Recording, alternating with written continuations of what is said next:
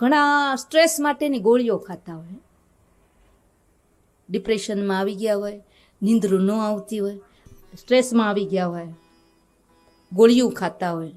હું બધાને હાથ જોડીને કહું, ભલા માણા આ બધું બંધ કરો અને સાચી રીતિ છે અપનાવો.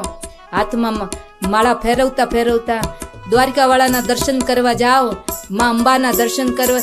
એના નિજ મંદિરમાં ન ગયા હો, ખાલી પરિસરમાં ઊભા રહી અને દ્વારકાવાળાની ધજાના ખાલી દર્શન કરતાની હારે જો આંખમાંથી આંસુડા ટપ ટપ પડવા માંડે, ઈ અંબા સરકારના દેવળવાળીના ધજાના દર્શન કરીને આંખમાંથી આંસુડા, ગો માં તારી કૃપાથી અમે અહીં સુધી પહોંચ્યા.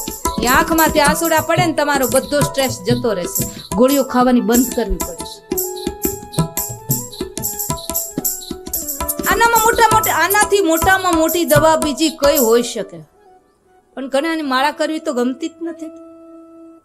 માળા કરતા કરતા જ્યારે મનનું એકદમ શુદ્ધિકરણ થાય અને તમારી આંખમાં જગદંબા માટે ભગવાન માટે ત્યારે જ આંસુ આવશે, આંખના ખૂણા ત્યારે જ ભીના થશે.